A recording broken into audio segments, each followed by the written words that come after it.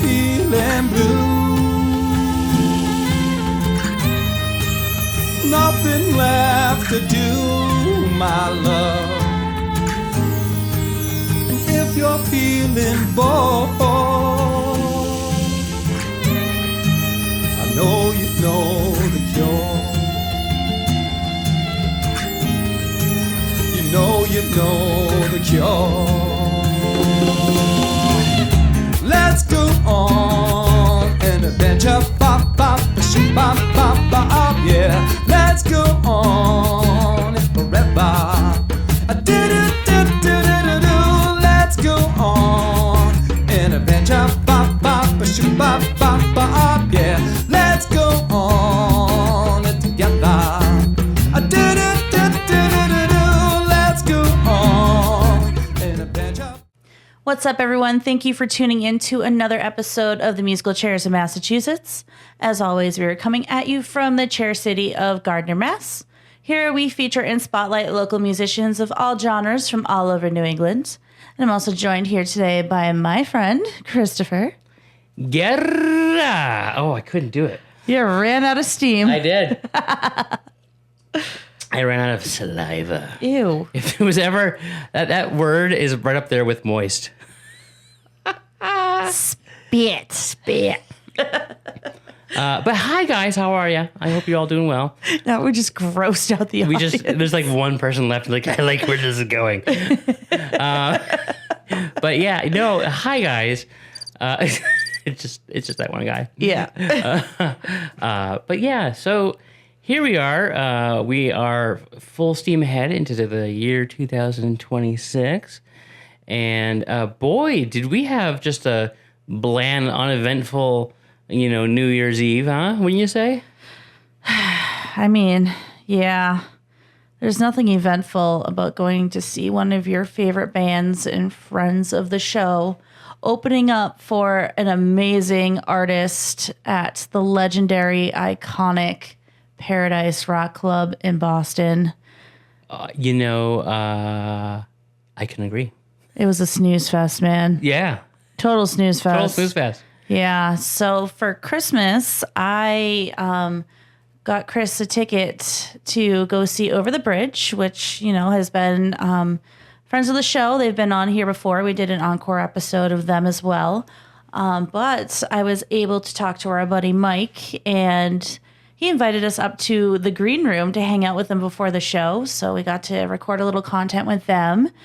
Chris got to meet the rest of the band that was not here in studio. Yeah. Yeah. So, and he just got to finally experience OTB live, because their production and their stage presence and their shows it's such an experience. So by snooze fest, what we really mean is adrenaline fest. Because, oh my God, it was an amazing time. So thank you, Mike and the guys at Over the Bridge, for making Chris's first OTB experience a very memorable one. And just, overall, I couldn't think of a better way to ring in the new year than with them and getting to meet Joe Samba, who was headlining for that New Year's Eve event. So yeah, and what a down-to-earth guy that guy is. He's such a cool guy. I mean, everybody there, and that's the thing. Except for maybe security. We thought we were ninjas. Yeah. And we snuck into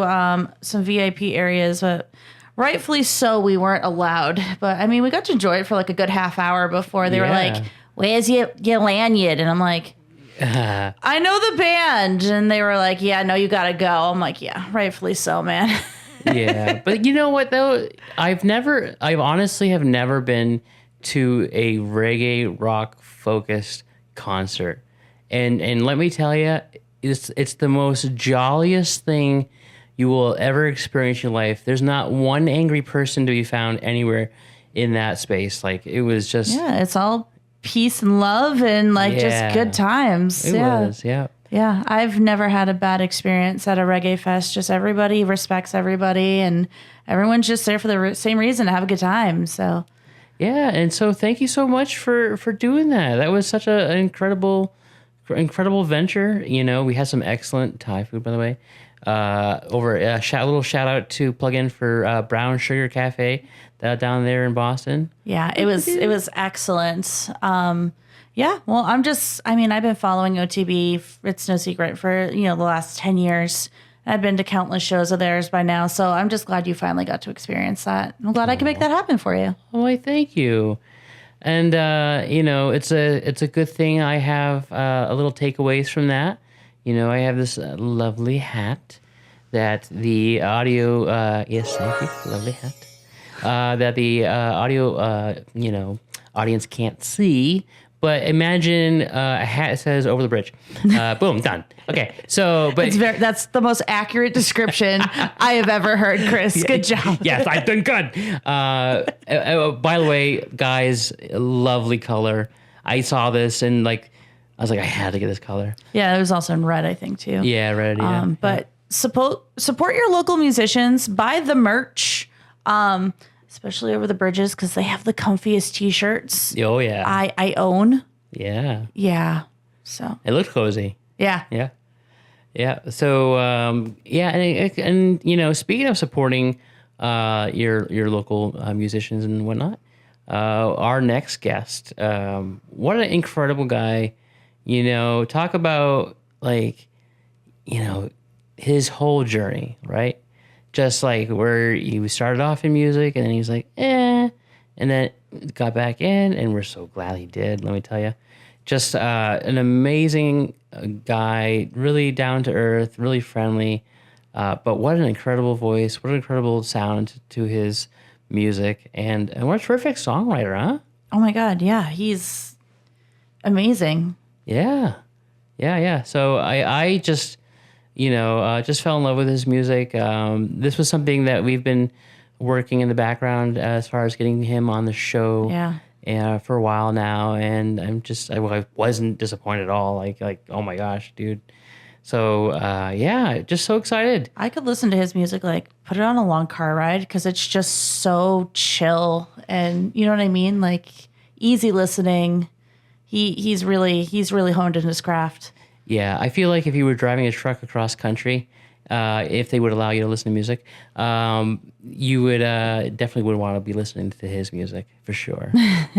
And you'll understand what we're talking about. But you got to tune in and find out. Yeah. So, let's go ahead, and before you announce our next guest, we have some ads, maybe not, I don't know. So before you introduce, let's hear those ads. And then after, Nikki, why don't you introduce our guest after that? Let's get into it. John Gerard is a Boston-based singer-songwriter with over 30 years of experience. Born in Paris and raised in Massachusetts, John made his mark in the local music scene with features in Metronome Magazine, the Boston Globe, and the documentary Subway Serenade. He shared stages with artists like Laurie McKenna and released the acclaimed album Live at the Dugout before stepping away from music in 2010 to explore life behind the wheel as a trucker. In 2019, a career pivot to human services and his own journey through recovery reignited his passion for songwriting. Inspired by fellow artists and driven by a deeper purpose, John returned to music with a fresh voice and emotional depth. His songs are raw, honest, and rooted in the overlooked stories of everyday life. Now relaunching his music career, John is performing originals at open mics and collaborating with local musicians, once again proving that it's never too late to find your way back to what you love. Welcome to our studio, John. Thanks for having me. Woo! Yeah, thank you. John, we've been waiting. We've been waiting, and I'm just so happy and glad that you're here joining us. John. So let's start from the beginning. Okay. You are a man not from Massachusetts. You are from France. I am, but only by location. I'm Irish and Italian. My mom's Italian, my dad's Irish, and they met out in Europe. Okay. There. But yeah, I was born in Paris. That's amazing. I came here when I was about 8 or 9. Okay. Wow. So do you have any memories from that part of your life, or? Vaguely. Yeah. Vaguely. I mean, I do. I have, some like stable memories and stuff, but. Okay. Did you ever get to experience any of the music out there? You have any? No, when I was a kid, I mean, I grew up on the Bee Gees and the Jackson 5. That's what my mother would play, like in the house, and my father would listen to classical music. Pardon me. And I remember there was one radio station. It was called Europe One, and they played like music from all over the world. So I remember listening to Billy Joel and the Police, and what is his name? Is it Christopher Cross? Yeah. I grew up on him. That's awesome. Yeah. Yeah, I also grew up on Billy Joel because my mom adored Billy Joel. Yeah. And one of the very first songs I played in front of people was Piano Man. Oh, no kidding. Wow. Yeah. I've seen Billy Joel live a couple of times, and he always puts on a phenomenal show. I bet you he does. He's a comedian too. It's funny. He drops this line like the few concerts I went to where he's like, "I've put out an album since 1980, whatever, but you still keep paying to see me, so I'll still keep coming around," you know. And there was a couple of songs where he's like, "If you know this song, you're a true fan because it was a flop," you know. And I forget what song it was now, but that was awesome. Like always two things that he threw in on, you know, every show that I went to. I heard him do a version of "Whole Lotta Love" by Zeppelin. Oh wow! Ooh, yeah. Pretty impressive. I'm gonna look that up. That sounds amazing. So now, when you came over here, at what point did you have your first interaction with music as far as performing? Or what got you into it? Oh yeah, what got you right? Exactly. The lack of ability to play sports. I was too short and not coordinated whatsoever, and I always liked music. Like when I was a kid, me and my friend Daphne would pretend that we were the hosts of this variety show, and we'd sing, you know, with a broomstick, and I'd play air guitar or use a tennis racket. So originally I was going to play bass. I had a job when I was 11. I worked for a retired naval officer in a diner. Okay. My mom worked there, and she got me the job. Anyways, I was going to play bass, but I didn't have enough money.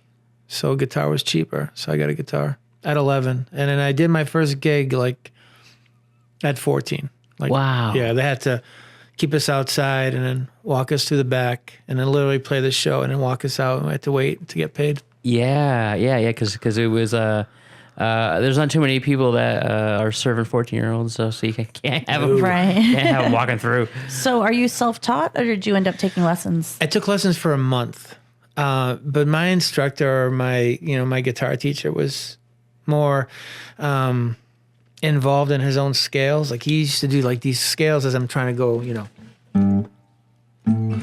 And I've always wanted everything like yesterday. I'm not super patient, or at least I used to not be. So as soon as I knew how to play a couple chords, I went on my way. But I took vocal lessons for like 3 years from an opera singer. Oh wow. Yeah. Okay. When I was 18.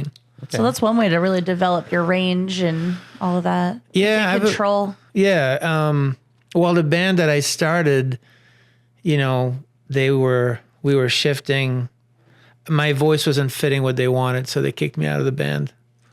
Oh. So I was like, okay. And then I said, well, maybe I should get vocal lessons so I can learn how to sing really high, which I learned that I can sing the way that I sang. But yeah, for like 3 years, Mrs. Smith was her name, out of Westboro. She was great, fantastic. Every CD I've ever made and record I've ever made, I've always thanked her.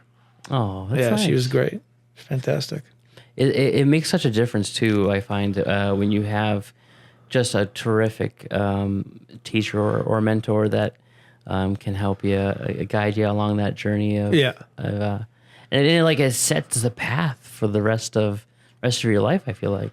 Well, yeah, because then after that, my old bandmates found out that I was taking lessons, and I actually was auditioning for this band out of Florida, and then they asked me to come back. So then we had a meeting of what was gonna be okay and not okay. You know, they were trying to follow the 80s like hair metal, and I was like, that's not me. Yeah. So I'm like, if you guys want me to come back, I'm like, this is how I sing. So yeah, we figured it out. And I had that band till I was about 30. Okay. So at one point you made your way down to Florida? I never did, because they were like, we were all childhood friends. Yeah. So, you know, they made a pretty good, compelling argument, and I didn't want to leave them. And I thought that I needed to succeed with my friends back then. So, but yeah, the band lasted till I was 30, and then had a few more bands, and then I went solo. Well, I'm so glad that you went solo because like you've really hashed out. I feel like your own individual sound with both your music and your vocals, and it just really, I think in a sea of same old, you stand out. Oh, thank you. Yeah. So question. Speaking of which, I think it's time. I think it's time for a song. All right. We'll let the world experience.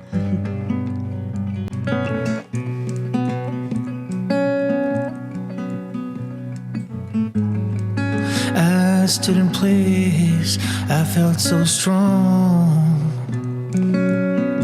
There's nothing left to chase. This time I would hold on, 'cause I will not fold, I will not bend. I'll break the mold, I'll no longer pretend. All of the strength I'll ever need has always been inside of me.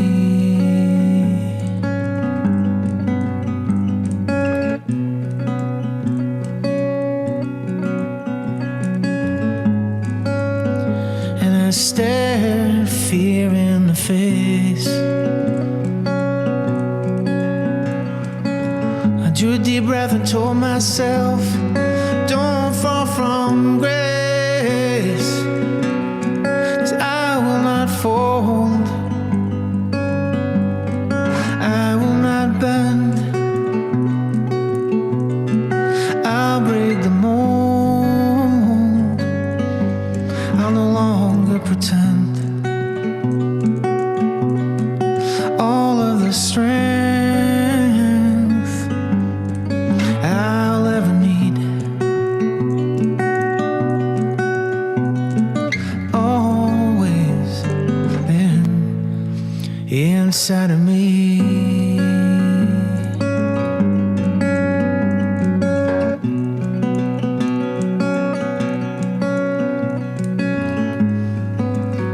And I watched the crashing waves.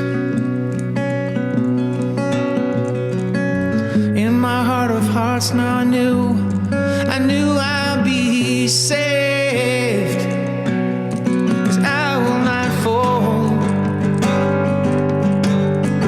I will not bend.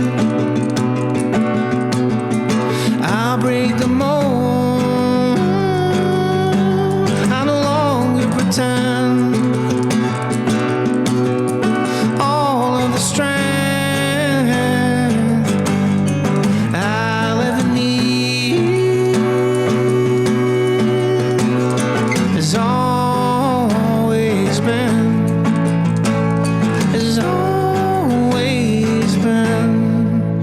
inside of me.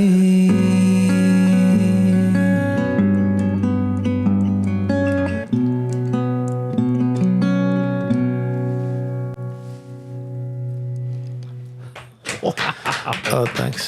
That Yeah. was beautiful. That was all right? Came out okay? That was okay. perfect. Yeah. The bar has been set high for the rest of the show. So circling back to, you kind of got like the fundamentals, with your brief guitar lessons, and then you went on to be self-taught. What was the first song that you taught yourself how to play? My father had what's the small, is it a 45, the smaller records? Yeah, the 45. The first song I ever learned how to play was We Have to Get Out of This Place by the Animals. Oh, okay. Oh, I love the Animals. Yeah, that was the first song I learned. And then, after that, sort of I think I learned how to play like Smoke on the Water and stuff like that. Yeah. Yeah. But I'm not very good at playing other people's songs. Like I just, I know what I know and I can get by with what I know, but doing covers has always been a challenge. So what would you say your musical influences are? I mean, like from back in the day, like back when I was a kid. And even now. Oh, I mean, like I said, my mom played the Jackson 5 and the Bee Gees Okay. throughout the house all the time. And my father listened to classical music. So that's really the first. That's like one extreme to the other. It is. Yeah, that's, and then, I grew up on 80s rock, but now it's like, pardon me. I really like Gregory Alan Isakov, Noah Gunderson, Ryan Adams, Bright Eyes. Okay. But I'm, Bruce Springsteen, especially like his acoustic stuff. Yeah. I think he's a amazing lyricist. Ani DeFranco. Yeah, I mean that's my sort of my wheelhouse. Funny, I did a gig yesterday, and I was talking to the manager, and we were discussing like, bands and wheelhouse, and she had the very similar tastes and stuff. I don't usually meet anybody who knows who Gregory Alan Isakov is, so I was like, oh my God, you know who that is? She's like, yeah, I'm a big fan. So That's awesome. Yeah. That does sound familiar. I think he's on my Pandora playlist. And if it's the same one I'm thinking of, like it's really like amazing music. Like it is. It's like, very mellow, but he's really fantastic. Yeah. So you've been playing out here in the Massachusetts area for a while. What do you enjoy the most about the local music scene here? How everybody's really supportive of one another. Like when I came back on the scene, I think going back a couple of years now, people were very inviting and, and very friendly. And the last time I'd played music was close to 20 years before that. And it was on the opposite side of the state. So I didn't really know anybody around here. Yeah. So they're just really nice people that I've met, and it's a nice community. And I think that's something that I think is special for our area because, you perform elsewhere and it's not like that, right? Isn't it? Right. Yeah. That's great. There's places where it's still, it can be competitive. Yeah. And competition is healthy. It's needed, but it's a whole different world though when you just have so much tremendous support surrounding you. Very true. Yeah. We're very lucky to have this music community. Yes. I agree with that. Yeah. So have you always had this sound that you have, or is this something that you had to change and it evolved over the time? I think my voice has always been this way. Yeah. Which did not work with 80s heavy metal, because I don't have a 6-octave range. I'm a tenor, I think, taking a wild guess. Yeah. And I can sing high, but just, not that high. So, and then, I always had an acoustic guitar to play before shows to warm up. But I am not tech savvy, and I could never get the sound. The last band I was in, I played rhythm guitar and sang. Yeah. And I could never get the sound that I wanted. Didn't matter what amp I had or pedal that I had or effect, like I could never do it. And combined with the fact that we just didn't gig that much, that I really wanted to play often. And I discovered this world of open mics. Yeah. And you could play every day. And acoustic guitar, I mean, they sound different because of they're made differently, like, different makers, but acoustic guitar is pretty basic. It's just you and the guitar and you play and that's it. Was it different for you though to then go from performing in a band to then just going out there solo? I know your first time ever doing it was solo, but this time back around, was it challenging?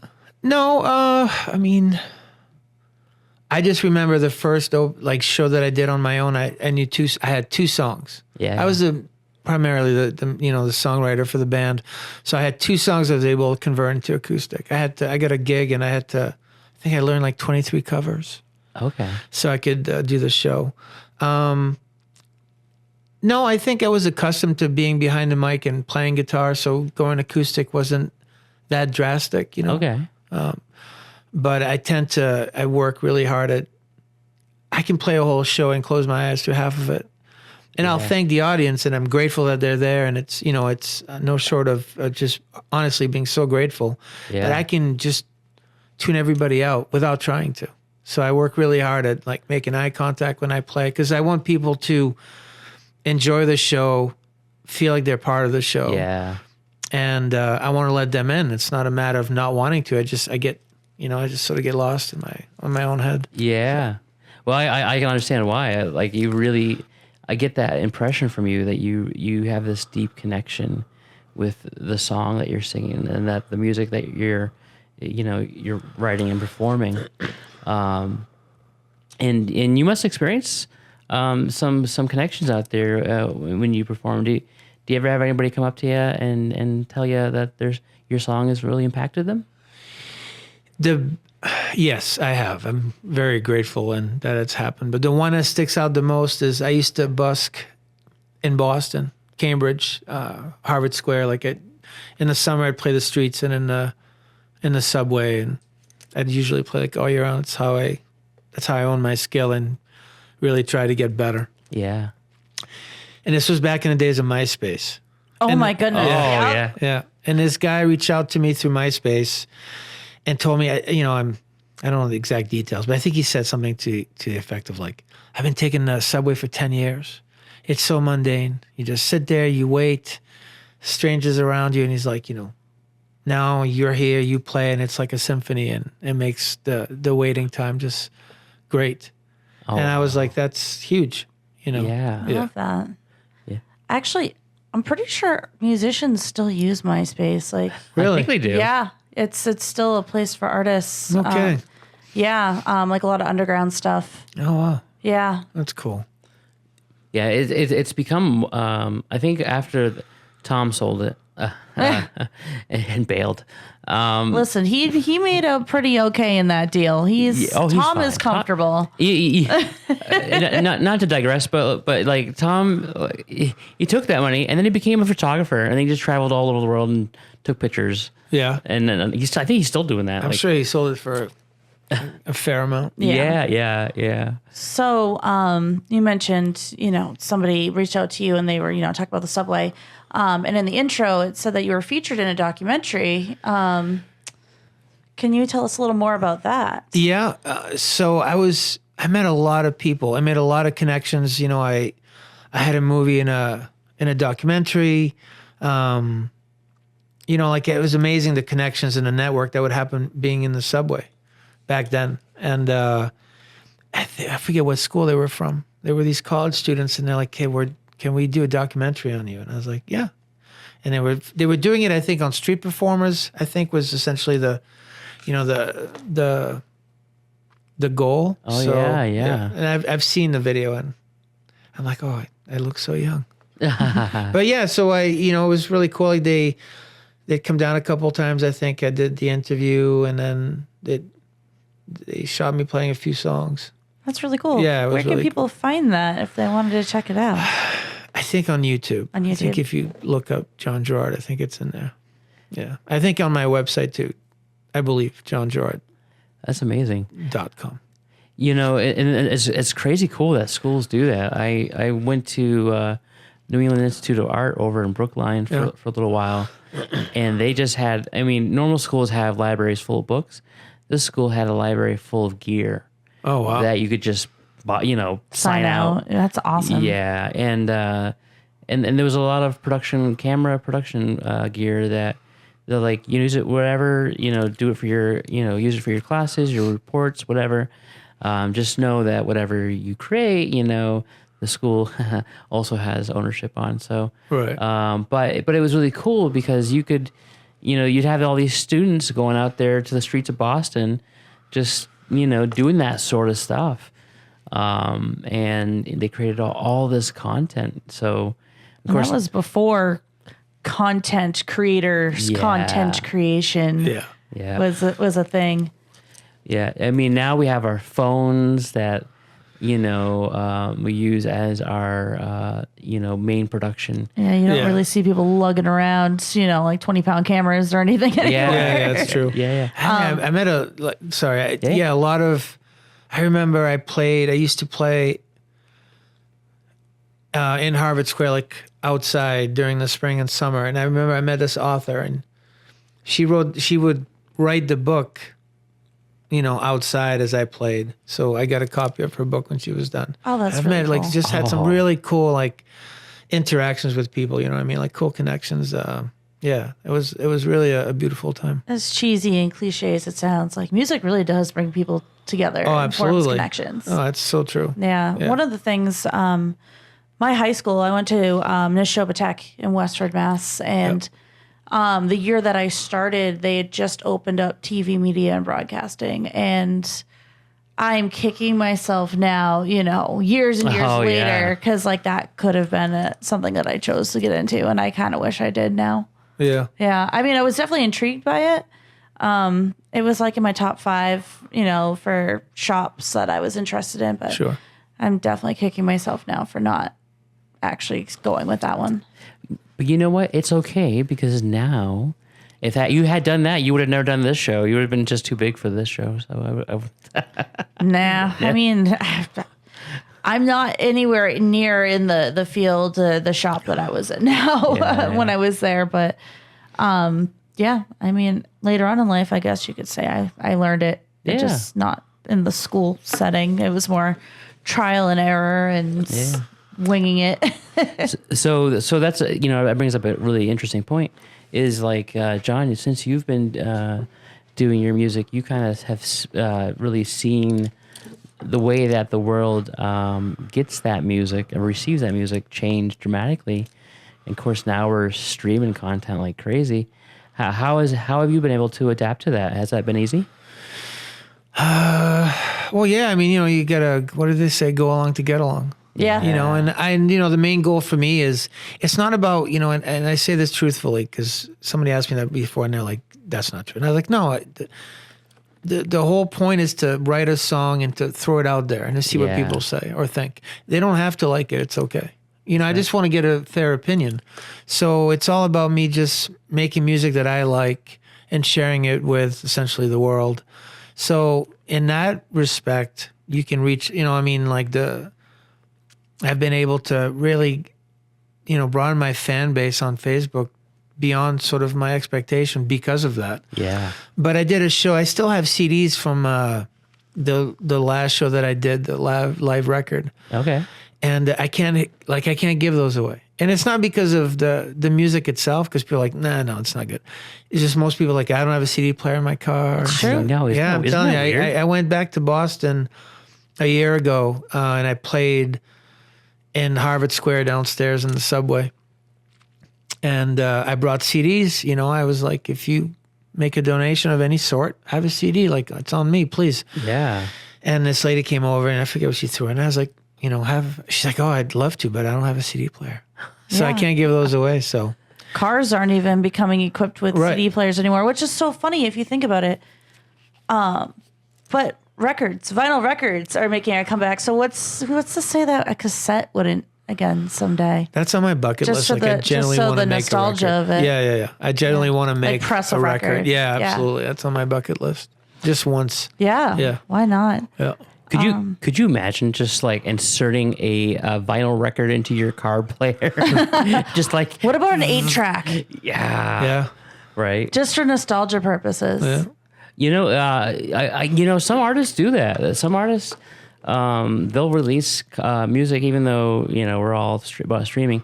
They'll release it on vinyl or 8-track or whatever, just for the old aesthetics of it all. Some people. I mean, I like listening to records. I do too. My friend Bill, when I was a kid, was a huge, him and his wife, giant music fans. And he used to say to me, there's nothing compares to a record. Right. Nothing. CD The sound, be, the sound is CDs are CDs and it's remastered and it's clean and there's no crackling, whatever. But he said a record's a record. And it's true. There's something about, the physical part of it. I remember when I was a kid, my parents would watch this show called Falcon Crest on Friday nights, and I would listen to Iron Maiden live, double disc, like a double record. Yeah. And in the back, there was all these pictures of them touring and playing live shows. And you don't get that on a CD or on a, you know what I mean? Like, but on a record, I mean, I remember just in awe. Like, I think that was really what made me think, like, this is what I want to do.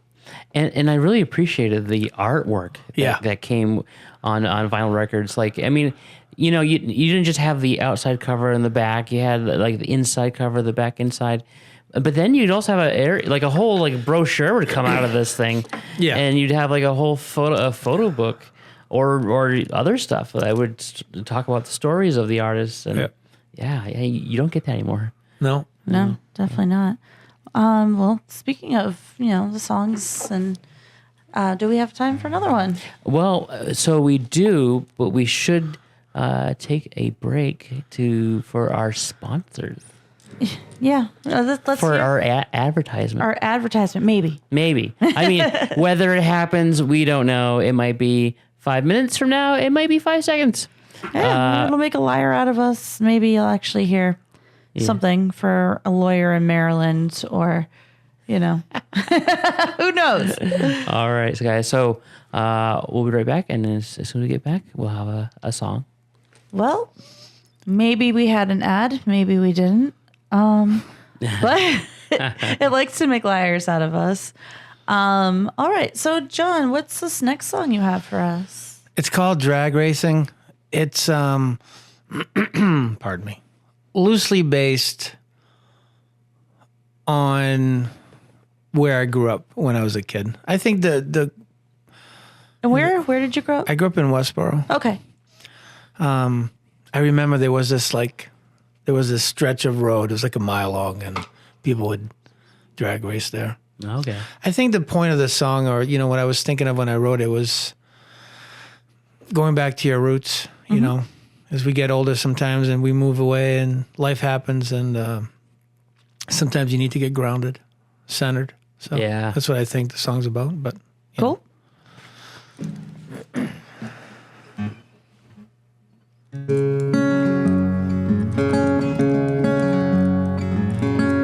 Today I called a friend back from Boston. It's been a while since we talked. Conversation played like an easy song. I admit it, I've been gone too long. It'll do me good to come on home. Same old friends, older faces now. I guess that's how it goes. Neighborhood is still the same. Friday nights on the quarter mile, drag racing. Reminisce about the good old days, and say a prayer for those who have passed. Stop by to see Father Callahan. He was like the father I never had. It'll do me good to come on home. Same old friends, older faces now. I guess that's how it goes. Neighborhood is still the same. Friday nights on a quarter mile, drag racing. Muster the strength to go see my mom. Haven't spoken since Brian's been gone. No long embrace, no tears to shed. Nothing new to be said. It'll do me good to come on home. Same old friends, older faces now. I guess that's how it goes. Neighborhood is still the same. Friday nights on a quarter mile, drag racing. Today I call a friend back from Boston. It's been a while since we talked.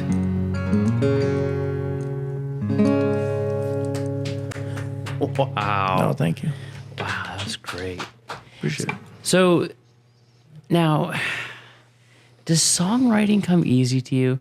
Or is it something that I know like artists have various ways of coming up with their lyrics for their songs. Sometimes it's from personal experiences. Sometimes it's made up. But for you, is it? It just seems like it's not challenging. Well, Maybe it is. I think we're all born with some kind of innate talent. Yeah. Music has always come. I hope this doesn't sound arrogant, but music's always come pretty naturally to me. Yeah. As far as like, I could always tell where a song would go. And I have 3 kids. My middle child, my daughter, has the same ability. She can hear a song and sort of know where it's going to go melodically before it even goes there. Lyrically, I work, like I when I first started out, I read the lyrics of people that I admired, that were singer-songwriters, and I read books, and I really try to keep the tools in my shed pretty sharp. I do write a lot. I think by default, it's not something I try to do or not to do. I just sort of, Yeah. I'm an early riser. What I mean by that is I'm usually up by 2. Oh, wow. And that's when I do most of my work. That's when I do most of my writing, and I try to put a little bit of myself in every song, and not to digress, but I think the beauty of art in any respect is that you can share a little or a lot about yourself without letting the audience know that it's about you. Yeah. You sort of have that, you can hide behind that mask, and you can make a whole song be completely personal and all about like the stuff that you went through, but write it from a third person, point of view. And I think that's really an amazing thing about art is you can really sort of, what's the word I'm looking for? Release, let go of like what's going on with you. And Yeah. you sort of have that protection of where you can choose to share it's about you or not you. And I think that makes it safe. And I think that's pretty great.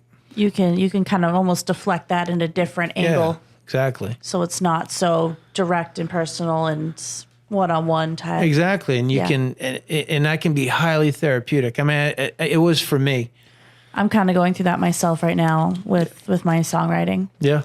Yeah, I've been through a hell of a lot in the last 10 years, and it's been extremely therapeutic. And yeah, the way that not only you're getting it out of you, Right. you're releasing a weight from you, but you can choose any direction You can. that weight can go. Yeah.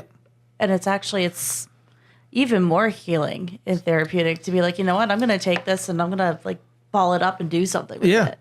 When I first got sober, it was highly it was therapeutic. It was important. It was beneficial, like to be able to just really put it all on the table, Right, with a clear mind. and share it if Yep. I wanted to or not. But I still got my message out, and it was for me. It was for me, like you said, to sort of just get that weight off my shoulder. Sure. So Yeah, it's like, okay, sure, you would self-medicate to try to get that weight off your shoulder, and now, it just, you take it and you channel it a different way. absolutely. And there's a lot of truth there. Even with my playing the piano, I entered a new chapter of my life where I always had somebody at home, and then here I am doing the bachelor thing, and so I went from there always being noise in the house to a quiet house, and that's I was like I gotta fill it with something. And I Yeah. have to say, Chris, I've noticed this.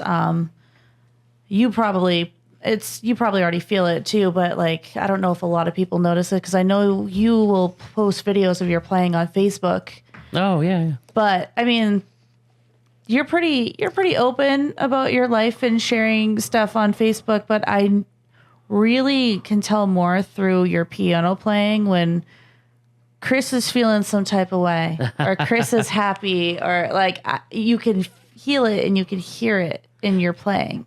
Oh, that's great. Yeah, and that's the power of music, right? Is that you can use those instruments, use the opportunity to sing, to really just let it go. Yeah. And I definitely love that about your music. Like I think that's why I connect with it so well, because it's just like I'm feeling the lyrics, I'm feeling the journey, and that's, I'm sure you've come across that, time and time again out there, Yeah, I mean, I've been fortunate to open. When I first started out, I had the opportunity to open for some people that I really looked up to and admired, just coming on the scene and stuff. So it was, and like I said, I read people's lyrics and so just take it all in, and then not to mimic it, but it's just that was suggested to me. I remember somebody was like, grab your guitar, like I think Bruce Springsteen said when he first started out, he had a thesaurus, a dictionary, pad, paper, and a pen. Yeah. So I followed that rule, and then I started reading like people that I really looked up to and admired as artists, and I read their lyrics and I read how they were composed and just took it all in. That's cool. That's really cool. Yeah. So you do music full time now. Yeah. But, like in the intro, for a while you were driving a truck. And so at that point you were taking a little bit of a break from music. I did, yeah. I decided to retire from music, I guess. I felt like 25 years, I could probably call it retirement. Yeah. And I thought I would drive trucks. So I went to truck driving school and I got my Class A CDL. Wow. Did you do the cross country thing? I did for a little bit, and then I worked out of Charlestown. But I've driven every truck there is to drive. I've driven like rigs, I drove triaxles, septic tanks, asphalt, wow. trash trucks. That was the last gig that I had as a driver, was a trash truck. It just wasn't for me. Every time I've tried something else, I come back to music. I had a third career after truck driving. I went into human services. Mm-hmm. I did that for 6 years. And I was all in. Anytime I do something, I've had to learn how to live in the gray. Sure. I'm either black or white. So when I do something, I'm all in. And I did that for 6 years, but I come back to music all the time. So when you were, doing your cross country, hauls and stuff in the truck, I'm sure you had retired from music, but music doesn't get away from you. I'm sure you probably had workings of lyrics or whatever, because you have lots of time to think and it's quiet. Because I also don't listen to music when I was driving. Yeah. I literally, because I remember my instructor said it's about seeing, hearing, and smelling. Yeah. Especially when you're driving all your a rig. senses. All your senses. Yeah. So I would literally listen to the sound of my tires on the pavement, and I could drive in silence for hours. Yeah. So I would still write here and there, but it took me years, like 6 or 7 years, till a friend of mine built a studio. Okay. And he's like, dude, just come down, just play me some songs. He has an amazing ear, like technical ear, and he's like, I just want to know how to use my board and everything else. So I was like, fine. So I went down there, arrogantly so, thinking that I could just whip up something right there and then. And he's like, stop. He's like, go home, write me some songs, come back. He's like, you're just wasting my time and yours. And he was right. Mm-hmm. Wow. So I went home, and then I came back with like 25 songs, and we chopped it in half, and we did a project called Blackwater Station. And that was a whole lot of fun. But that's what got me back, really started the journey of going back into music. And then when I was in human services, I started playing, for people as well. Yeah. Oh, wow. Yeah, extend that, just therapeutic music onto them. Right. Yeah, that's Absolutely. amazing. And now you have so many songs. I know we talked a little off camera of how many songs do you currently have right now for material wise? Presently, since I came back, it's got to be over. Usually when I record a record, it's like usually 12 to 15 songs. So I'm going to say at least like 65, 70. But you're not recording any albums at this point. You're just releasing the singles. Yeah, I go to see my friend Mike Kelly, Yeah. and we'll do a session, and I'll record everything I have, sort of so I don't forget it. Sure. And then now I decided that I'll release a song at a time. So I try to release a single every month. Okay. That was suggested to me by my friend Ashley Jordan, who's like, she's like, I don't know if people have the attention span for records anymore. They're more apt to want to listen to singles. So I took her suggestion, and I feel like the days of Spotify and Pandora now, because think about it, when you put on a Pandora or Spotify station, it's like I could put it on Zach Bryan radio and it'll start with one Zach Bryan song and then it'll go to, like Luke Bryan next, or Yeah, you know what absolutely. I mean? Yeah, you're right. It's right. She's totally right. Like people have the attention spans of gnats when it comes to, people are just so used to hearing variety now yeah. that, it makes sense to break it up. Business wise too, I think it makes sense because I think you can concentrate on one song at a time and really promote the Yeah. heck out of it. So I think in that sense, it's easier to just do one song over a record. Yeah. You And know? I mean, even like our friends over the bridge, they just recorded a whole album, Yeah. but they're slowly releasing songs from that. And then eventually like, here's the whole, the whole kit and caboodle. But for now, they're doing the same thing. Yeah. And I feel like they're seeing good results from that. Yeah, I mean, like I said, I think it makes it easier to concentrate. Yeah. And that's all that part where you have to like reinvent. It's all strategy. It's all strategic. Yeah. I mean, even with us, with our show, we've had to do that. Like, when we started this, we're like, oh, we're just going to feature the songs. We're going to do this hour-long episode. So, like, it's going to be fine. People will be invested, and they kind of were. But it wasn't until we started clipping it up and releasing the little short-form content that Right. it really... It's really grabbing people's attention now. Yeah. So that's great. And so now that you're releasing these singles, do you feel like you're getting more eyes and ears on it? Yes, I've also... Yeah, I also don't write songs usually longer than like 3 minutes. By default, they're like three and a half at best. So I'm able to hopefully hold somebody's attention. But yeah, I think so. I think it's making a difference that I'm releasing singles. It's easier too. I think, like I said, it makes it easier to concentrate on one project at a time. Yeah. Yeah, you can focus all of your attention to that. Yeah. Yeah. I although as much as I'm a boomer, kind of, sort of. I'm actually You're a boomer millennial. We've established that boomer before. millennial. Yeah, it's true. But I do like those albums though that do take you on a journey, and there's they don't make them much anymore, but like Pink Floyd, The Wall. Yeah.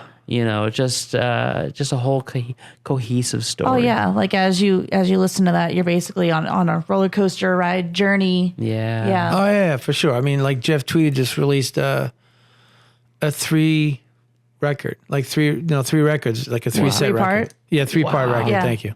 Yeah, That's unbelievable. Like it's like 45 songs. Holy God. That's cool though. And he's like, yeah, I know. He's like, I know, but I just want to do it. And he's been doing it. And he's been working on it for years. Like So that is a couple years. massive project. Yeah. But you're right. I mean, it's still cool to put a record on and just to listen to the whole thing. Yeah. Yeah. And but see, that's what's great about, this new world that we're living in is you can do whatever. Yeah. Like there's no rule book. There isn't. No. Yeah. Nikki, you got a question? Yeah, actually, my next question was going to be, do you have another song for us? I do actually. This is my latest single. The one I played you before is the upcoming single, but Oh, cool. We this got a one little here. sneak peek. yeah, but this one here, I have to be more adamant about telling people about it. What's it called? This is called New England. Wrote you this letter. I hope it finds you well. I guess I wanted to tell you that lately all going to hell. So maybe it's time for me to move on. Leave Boston skies for LA sun.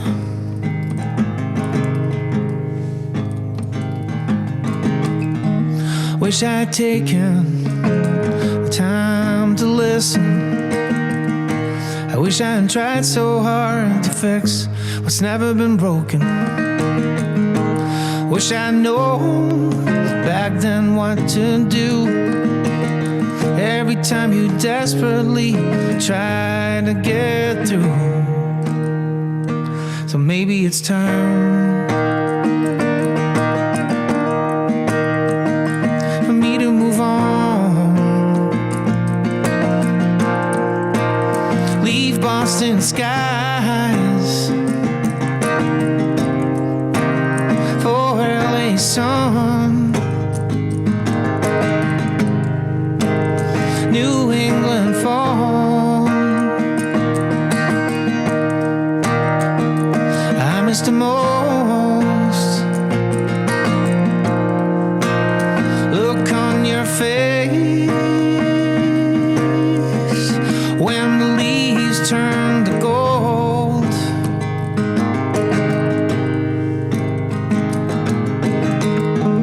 Opening day down in Fenway, the smell of fresh cut grass we've come to love. Summer drives down in Buzzards Bay, season of the witch in downtown Salem. So maybe it's time me to move on. Leave Boston skies for LA summer. New England fall. I miss the most. Look on your face when the leaves turn to gold. Oh, when the leaves turn to gold.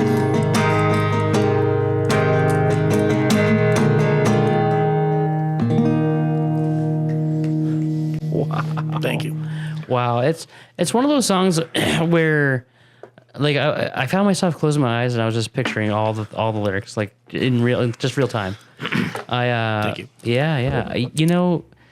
So here you've done the journey where you've left the area and then you came back.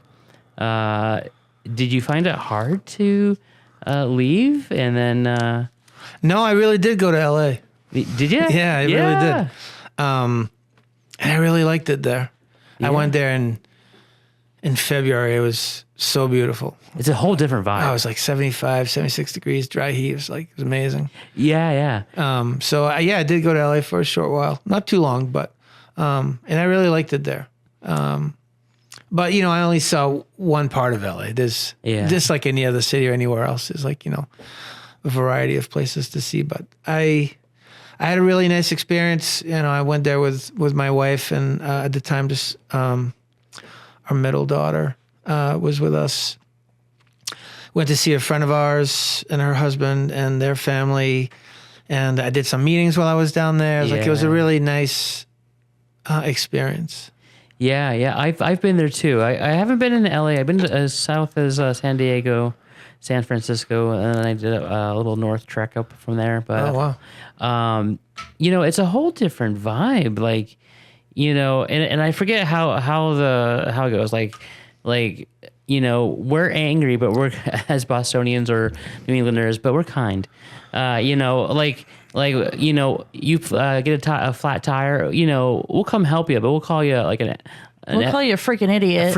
Right? But we'll help you. We'll help you. Sure. But over there in California, I just feel like it's a lot more laid back. Yeah. And I got to spend a lot of time on the coastline, and there's just like lot of music out there, right? Oh, yeah. Yeah. Yeah. I've never been to Cali. Oh, really? Yeah, the farthest west I've been is Vegas. Oh, yeah? Yeah. Yeah. No, it's mostly south for me is where I typically go, like New Orleans, Texas, like out that way. Nice. Yeah. Now, did you guys just fly out there, or? Yeah. Yeah. With a very young child. Yeah, I've been there.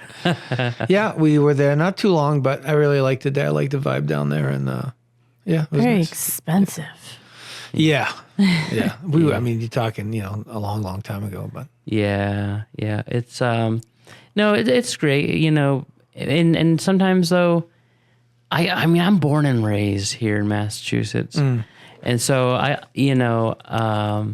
there are aspects of New England that I just don't think I could depart from, the seasons, changing. For instance, I love that, right. But yeah, so that's beautiful, a beautiful song that you Thank created you. there. Yeah. And not to mention, it painted a picture in my mind too, because like I'm envisioning Salem, like and all the Yeah. places, because I'm from here my whole life. Right. So yeah, it's I think for anybody that listens to that song that what is from here, born and raised here, but then ventured elsewhere, like you just painted some nostalgia for somebody. Yeah, well, that was the goal, I think, was to make it so people could see it in their minds. Yeah, For sure. No, I think you nailed it. Thank you.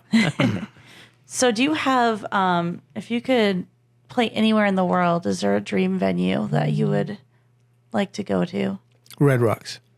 That is the crowd favorite around here. Yeah, Red Yeah. Rocks. It's not only just a crowd favorite, but I think if any of our musicians, I mean they'll all sound incredible over there, but oh my gosh, The acoustics, the acoustics? natural acoustics of Yeah. Red Rocks and your sound. Oh my God. yeah. Yeah. It's on the bucket list.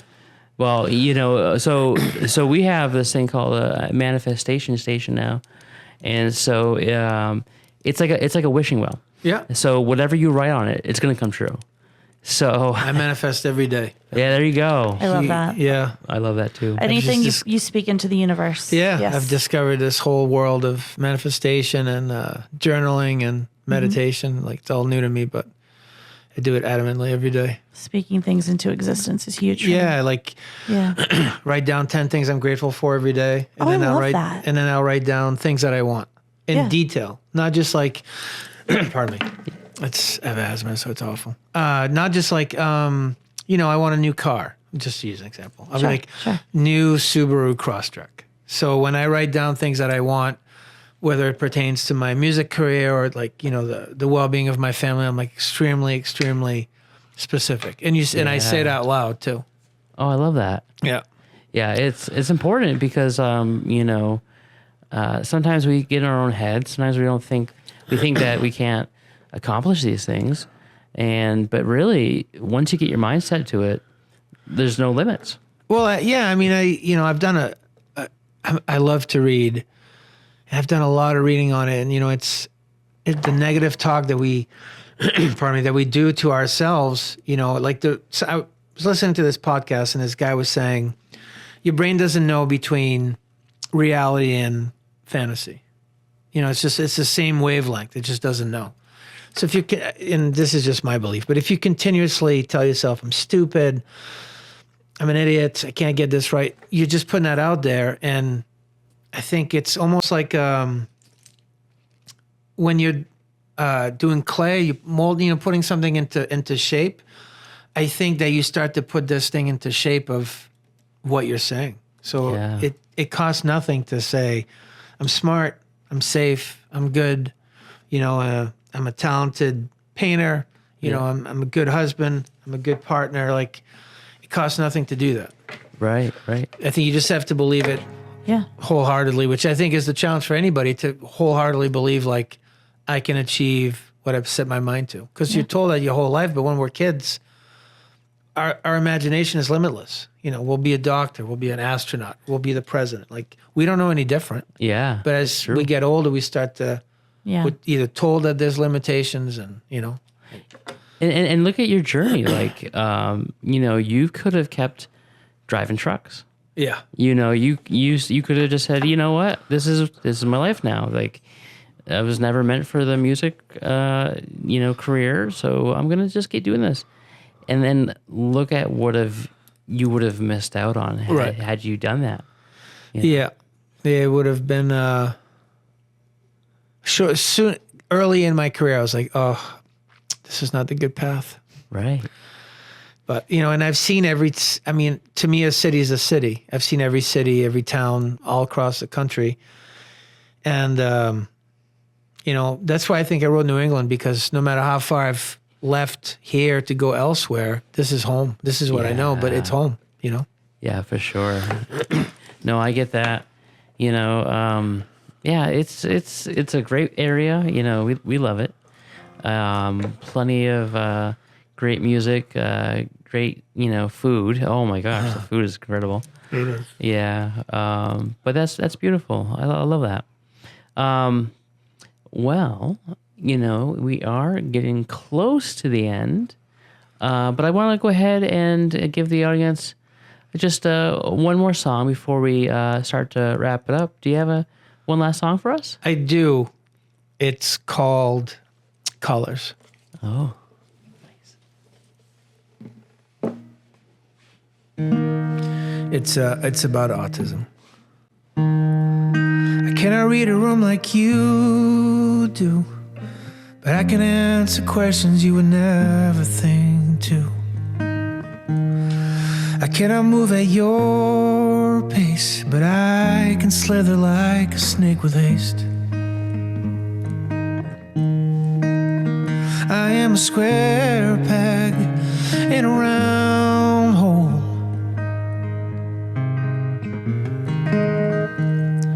According to you, who needs control?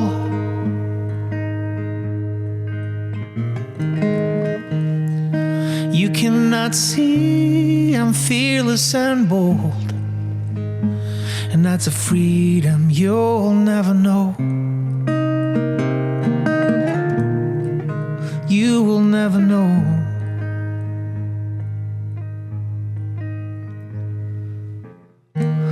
Unapologetic about my quirks, they are not of my choice. I am dying to be heard. You don't care who you hurt. I am a square peg in a round hole.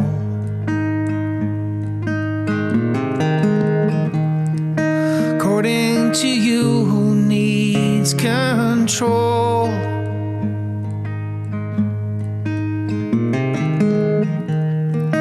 You cannot see I'm fearless and bold. That's a freedom you'll never know.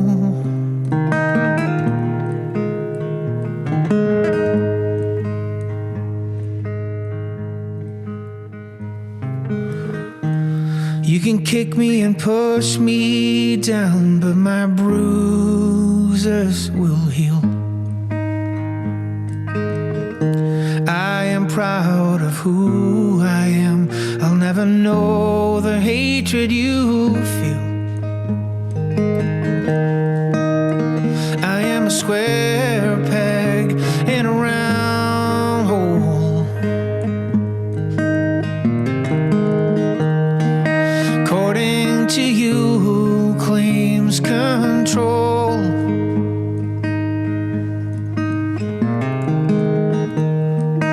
You cannot see I'm fearless and bold. It's a freedom you'll never know. You will never know. You will never know.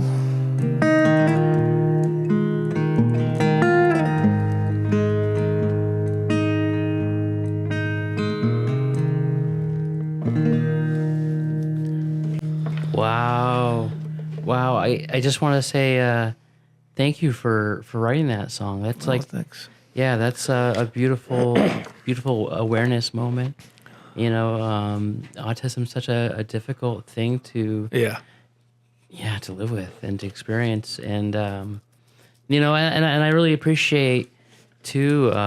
Lately, at least from what I've seen, all the you know, organizations that are now popping up that are trying to make you know, an autistic safe space for music and for, you know, restaurants and other places that Right. We are- just experienced that. yeah, Autism Rocks. Autism Rocks is a great organization that we just got to experience when we were out in Boston. Yeah, Yeah. So, you know, between like Autism Speaks and Autism Rocks, and like Nice. it's so great. Like it used to be mental health was the big taboo item, and now, you know, people are so, you know, openly speaking of it, and, you know, awareness for that. And now the next hot ticket is definitely autism and getting that into the world, and Yeah. shedding light on that as well. So thank you for writing that song, and, you know, every bit helps to, you know, shine that light. Yeah, my brother's autistic. My I have two brothers. My middle brother's autistic. So he had a rough go at it when he was young. Yeah. So- And I feel like now it's more understood. Yeah. Yeah. And back then, you know, because he's in his mid 40s now. So back then, I don't even, you know, wasn't spoken of. It was, you know, it was Exactly. very taboo. Yeah. yeah, and you know, we've had some teachers in our family who specifically teach to autistic children. So you know, there's a lot of patience there. Yeah. There's a lot of empathy and sympathy, and but you know, out there in the world, you don't always get that. Yeah. You know, so but I feel like we're finally, you know, making that curve where there's a little bit more understanding and tolerance and acceptance, and just, you know, we're all just trying to live this life, man. That's it. Listen, everybody's in the world, right? Every That's day for everyday people. Yeah. You know, we're all in this giant floating rock in space together. You know, you got one shot at it. You might as well be good to one another, and Yeah, you know, it's do true. the best you can. Yeah. Yeah, absolutely. Well, let me just say I'm really appreciative of you coming down here. Appreciate you having me. Thank you. Yeah. I was really looking forward, and I was not disappointed to hearing your music live in person. Thank you. Yeah. Appreciate that. Yeah. And so, you know, speaking of which, if our audience members out there would like to come see you play live, do you have anything happening here at the end of the month? I have no gigs presently, but I'm working on it. I am going to the Folk Alliance, what was it? Folk Alliance International down in New Orleans, or New Orleans, however you say it, Ooh, nice. Oh, the that'll end be of- fun. at the end of January. But It's a I great am time letting to go too. Yeah. I've never been, so I'm looking forward to it. Yeah. So I have no gigs lined up now, but I'm working on it. That's cool. So if people wanted to follow you and you know, see future stuff, where would they find you? So there's my website, which is www.johngerard.com. Yeah. You can find me on Instagram at jgerardmusic. On Facebook, it's John Gerard Music. TikTok, it's something I can't remember. I think if Okay. you pull up my name, it comes up. I just can't remember the Yeah. actual tag.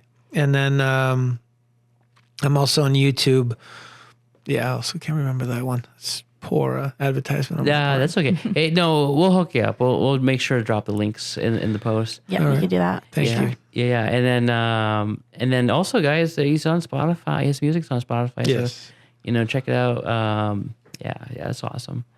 Well, John, I really am just so excited again to have you here. You know, all of our musicians that we come in here they come in as musicians, as guests, but they leave as friends. Nice. And Absolutely. so, yeah.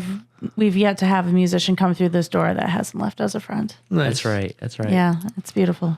And, you know, again, thank you for sharing this awesome Oh, time thank with you. us. Yeah. Absolutely.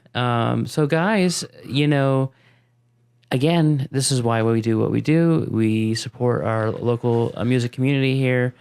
And, you know, we couldn't do that without your support. So, again, guys, thank you so much for subscribing, for watching.